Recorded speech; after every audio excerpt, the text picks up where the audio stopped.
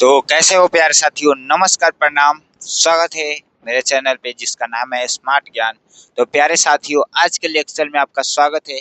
आज के लेक्चर में हम लोग बात करने वाले हैं, ये हमारा क्रेश कोर्स अभी चल रहा है और हम लोग चैप्टर 3 पे पहुंच गए हैं। अगर आपको भी संपूर्ण तैयारी करना है मैथ का, तो प्यारे साथियों आपको ज़्यादा रुपया नहीं देना है। आपका पैनल, पीडीएफ, पीपीटी टेस्ट सारा चीज़ इस पे कराया जाता है। ओनली ये देखिए 44 रुपया है, लेकिन अभी इसको डिस्काउंट किया गया है मात्र 22 रुपया में। प्यारे साथियों आप लोग ज्वाइन कर सकते हैं। हमारा खुद का एक ऐप अवेलेबल है प्ले स्टोर पर, तो जाइए और अभी आप ज्वाइन करिए हमारा योद्धा बैच जिसका नाम है। उसमें हम लोग मैथ का एक संपूर्ण तैयारी आपको कराएंगे। अधिक जानकारी के लिए आप इस नंबर पे हमें संपर्क कर सकते हैं। प्यारे साथियों आइए आज हम लोग बात करते हैं chapter number third. Chapter number third हमारा कहता है दो चर वाले रैखिक समीकरणों का युग्म। अभी आपको चैप्टर का पहले हम लोग नाम से इसमें जानेंगे कि जो एक एक नाम लिखा है इसका मतलब क्या होता है। ये दो लिखा है, चर लिखा है, रैखिक लिखा है, समीकरण लिखा है, युग्म क्या होता है, इस सारे चीज के बारे में हम लोग जानेंगे, जिसको इंग्लिश में हम लोग कहते हैं pair of linear equation in two variable. Pair of linear equation in two variable. अब देखिए मेरे प्यारे साथियों, इसका हम लोग जो जानेंगे इंट्रोडक्शन जानेंगे, और इसके बाद ठीक इसका ऑब्जेक्टिव क्वेश्चन आएगा। और ऑब्जेक्टिव क्वेश्चन हम लोग जैसे कराते हैं प्यारे साथियों, आई होप ऐसा आप लोग ऑब्जेक्टिव क्वेश्चन कहीं देख नहीं पाते होंगे। अब देखिए हमारा कहना का है, सबसे पहले इसका इंट्रोडक्शन जान लेते हैं इस वीडियो का। मेरा वीडियो बहुत दिन के बाद है, इसलिए क्योंकि जो मेरा ये डिजिटल बोर्ड है अभी थोड़ा सही हुआ है, इसलिए मैं बना रहा हूँ। ये जो स्क्रीन है इसका काँप रहा था प्यारे साथियों, इसलिए थोड़ा लेट हो गया है वीडियो आने में।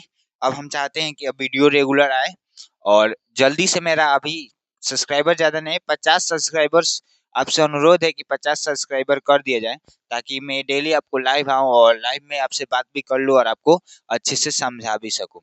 तो आइए अब हम लोग शुरुआत करते हैं pair of linear equation in two variable, जिसे इंग्लिश में हम लोग कहते हैं। क्या प्यार साथियों एक बार मैं देख लूं कि वीडियो कैसा चल रहा है, मेरा पूरा स्क्रीन आ रहा है कि नहीं, क्योंकि यहाँ पे मैं अकेला हूँ। और याद रखिएगा, हम लोग छोटे क्रिएटर एजुकेशन के मामले में ये सारा चीज़ अपने से करते हैं। जिसका भी ये पीपीटी हो गया, कैमरा हो गया, लाइटिंग सेटअप हो गया, सारा चीज़ अपने से कर कर हम लोग आपके पास आते हैं।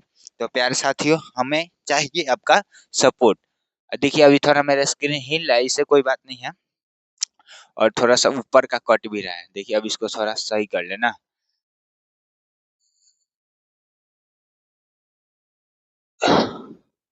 आई होप अब सही आने लगेगा। चलिए इतना ही पे वीडियो हम लोग क्रिएट कर लेते हैं। अब देखिए मेरे प्यारे साथियों, ऊपर से मेरा एक कट रहा था, इसको सही कर ले। चलिए आप इतना दूर वीडियो को भगा सकते हैं। अभी हम लोग पढ़ने वाले हैं pair of linear equation in two variable, दो चर वाले रैखिक समीकरणों का युग्म।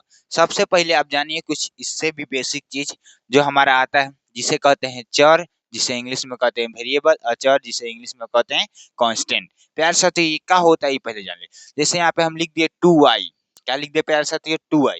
तो याद रखना ये जो होता है हमारा चर, और ये जो होता है सॉरी ये जो हमारा होता है चर, और ये जो हमारा होता है अचर। कहने का अर्थ है इसमें जो एक दो आने लगे, और इसमें जो ABCD, अभी आपको सिंपल यही जानना है, इससे ज्यादा आपको कुछ नहीं जानना है। उसके बाद आपको अप्रूप ही समझ में आ जाएगा।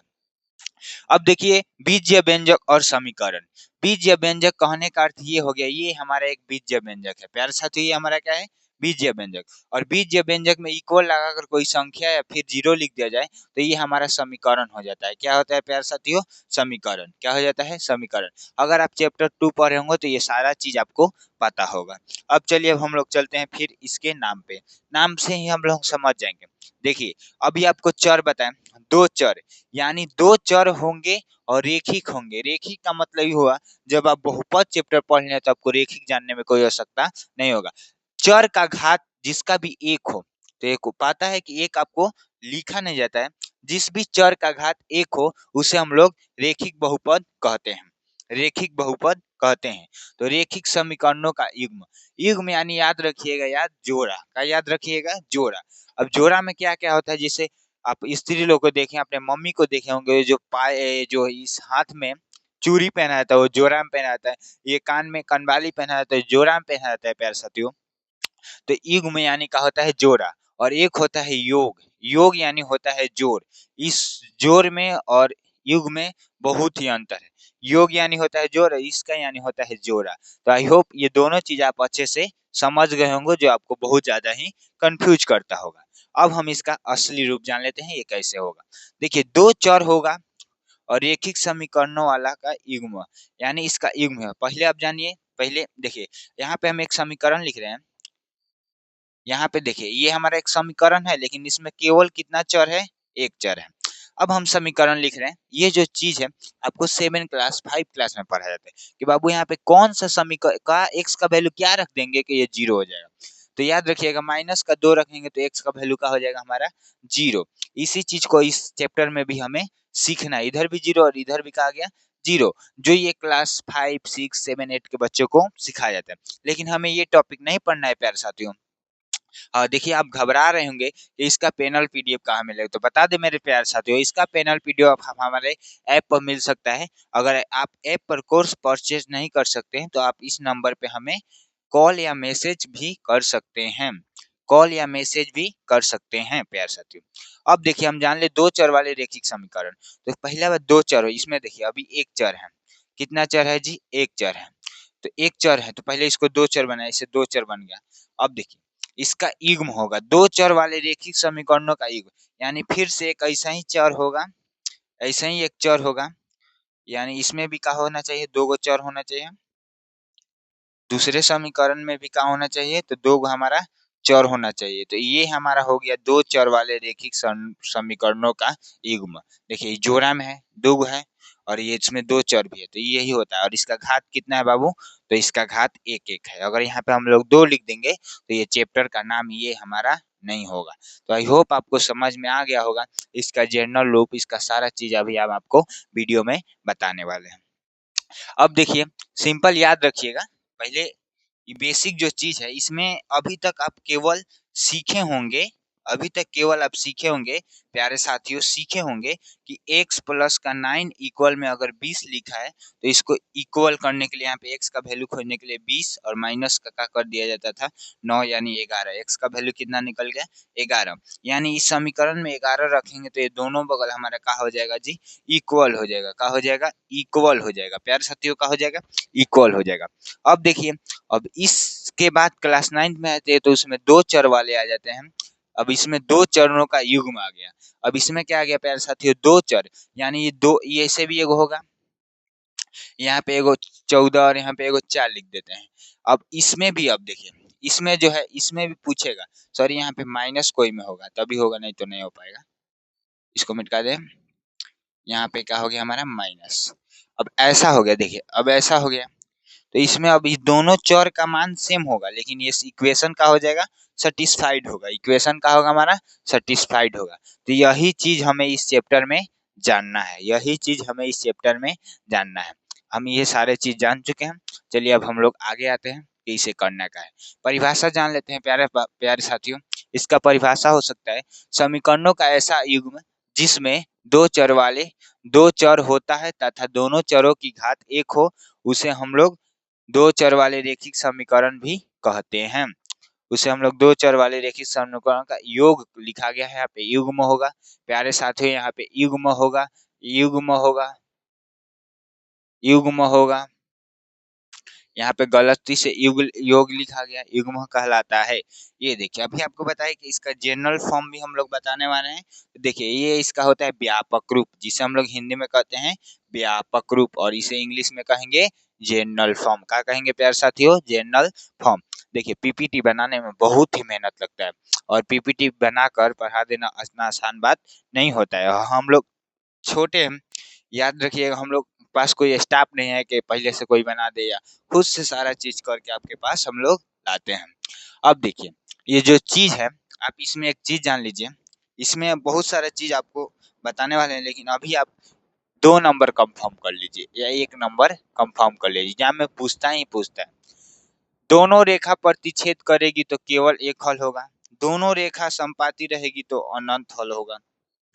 फिर एक हमारा रेखा आएगा, वो रेखा का है जी, तो दोनों रेखा समांतर होगा तो हमारा कौन हल होगा। उसके बाद हम लोग जानेंगे किस किस विधि से निकाला जाता है। अभी हम लोग आइए जानते हैं रेखा के बारे में। इस सब का रूल का होता है, इसे हम लोग जान ले।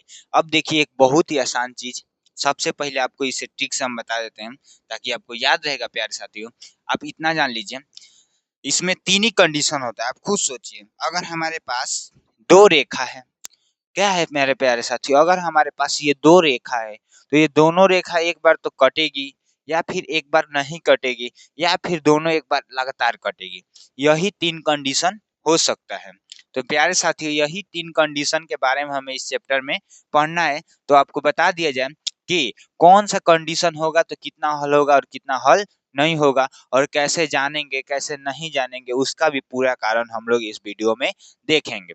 तो सबसे पहले आपको बता दें कि प्यारे साथियों, ये जो हमारा है, जब रेखा प्रतिच्छेद करेगा, क्या करेगा जी, प्रतिच्छेद करेगा, यानी रेखा हमारा प्रतिच्छेद करेगा। प्यारे साथियों, रेखा हमारा प्रतिच्छेद करेगा तो याद रखिएगा ये केवल हमारा एक हल होगा। पूछे कि ये एक बार ही टच कर रहा है तो केवल हमारा कितना हल होगा, एक हल होगा, जो यहाँ पे हमें लिखा गया है। कहाँ पे लिखा गया है, वहां पे। इसका रूल भी बताएंगे। जो आप सोच रहे होंगे कि हमारे भैया ऐसे काहे नहीं बता रहे हैं, हमारे भैया ऐसे काहे नहीं बता रहे हैं, तो लो भाई, ये भी हम आपको बता दे रहे हैं, ये भी हम आपको बता दे रहे हैं।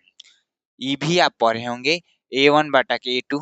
तो याद रखिएगा, जब ई डज नॉट इक्वल होता है, दोनों का होता है डज नॉट इक्वल, तो हमारे रेखा का होता है जी प्रतिच्छेद। क्या हमने ये सही लिखा है, क्या हमने ये सही लिखा है?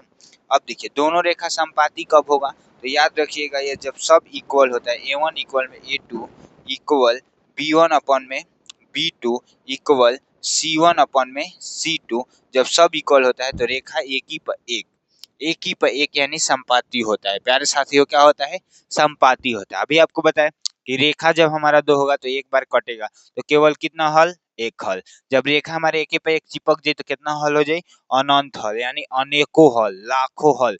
बता सकते हैं कि ये जो रेखा दोनों बा के कितना चिपकल बा, देखिए ना, हर जगह चिपकल बा, तो एक का होई अनंत हल होई। इसके बाद वाला का होगा, तो दोनों रेखा जब समांतर हुई, समांतर के मतलब होला है दूगो रेखा ऐसन जो आपस में कबो मिली ना, का ना हुई हो, मिली ना, और दोनों के दूरी हर जगह का हुई, बराबर हुई, दोनों कबो आपस में मिली ना हुई, अनंत हुई। तो जब ये रेखा हुई दूगो बावे, जब ये मिलबे ना करी बाबू, तो एक हल हुई ना, न हुई, एक हल होकबे ना करी। जब है दोनों चीज आपस में टकराइबे ना करी, मिलन होकबे ना करी, तो कोनो बात विचार हुई ना हुई, तो एकर हल का ना हुई, एकर कोनो हल ना हुई। एके पहचाने के रूल का होला, ध्यान पूर्वक देखिए। तो पहिलका हुई equal A1 equal A2 equal में B1 अपन में B2, और फिर है जो डज नॉट इक्वल हो जाए C1 अपन में C2, C1 अपन में C2।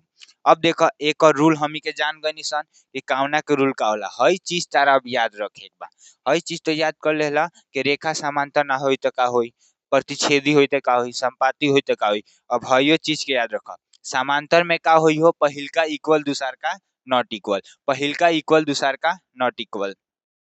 और हे में का होई, हई देखो, जब सब नॉट इक्वल होई, का होई हो, जब सब नॉट इक्वल है, दोनों नॉट इक्वल होई, है दोनों नॉट इक्वल, अगर पहिलका नॉट इक्वल भइल तो समझो रेखा का करी, लड़ाई करी। जब पहिल के काम नॉट इक्वल हो जाई, यानी इक्वल दोनों ना होई, तो पहिलके में लड़ाई हो जाई, तो उ हमी के का होई, प्रतिच्छेदी होई। जब है दोनों इक्वल हो जाई, का हो जाई हो, जब दोनों हमी के इक्वल हो जाई, दोनों पार्टी जब मिल जाई तो संपाती हो जाई।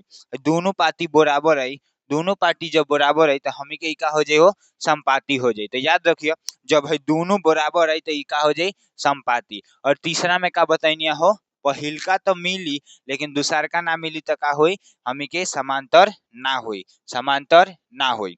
अब देखो, ई टॉपिक तारा पूरा अच्छा से समझ गए हो कि केतिये समांतर हुई केतिये समांतर ना हुई। अब हमी के सीखे बा प्यारे साथियों, दो चर वाले रेखिक समीकरणों का युग्म का हल कैसे किया जाता है। तो याद रखिएगा, एगो ग्राफीय विधि होला, एगो बीज गणितीय विधि से नियम से कल जाला, जेमे हमी के पहला पढ़ेगा प्रतिस्थापन विधि और फिर विलोपन विधि। अब हमी के हे दोनों के जान लिहल जा कि ई दोनों होला का। तो प्रतिस्थापन विधि के इंग्लिश में कहल जाला सब्स्टिट्यूशन मेथड, है के कहल जाला एलिमिनेटेड मेथड। अब देखो ध्यान पर, विलोपन विधि का हमी के सीखेगा, बॉज गुणनखंड विधि तारा सिलेबस से डिलीट बा, शायद एमे से क्वेश्चन ए बेरी ना पूछेला, तो हमी के ई ना देखल जाए, हये दूगो विषय पर हमी के चर्चा कल जाई, और तारा एग्जामवा में हई 5 नंबर फिक्स बा कि पूछेला। एग्जामवा में 5 नंबर फिक्स बा कि पूछेला, काहे से ओमे पेपर देला और पेपर में ग्राफीय विधि बनावे के रहेला। तो ई वीडियो में हमी कोई के मेंशन ना कल जाई, काहे से वीडियो जो बा लाम हो जाई, तो तू पहले ना देखबा के छोड़ देबा। तो ई 5 नंबर के हमी के एक्स्ट्रा एगो ऐसा वीडियो लियावल जाई और ओइमे तारा के हम 2021 में और 2022 में, 2025 में, 2000 फिर 22 में कहते हैं 23 में बाबू, 23 में, 24 में, 25 में कौन कौन ग्राफीय विधि के क्वेश्चन पूछले बा उ सब हम लेके आम, तो तारा समझ में आ जाई। तो 26 में जो आई ओई के छोड़ब कबो ना छोड़ब, बल्कि ओई के तोड़ के रख देबा। का करके रख देबा बाबू? तोड़ के रख देबा।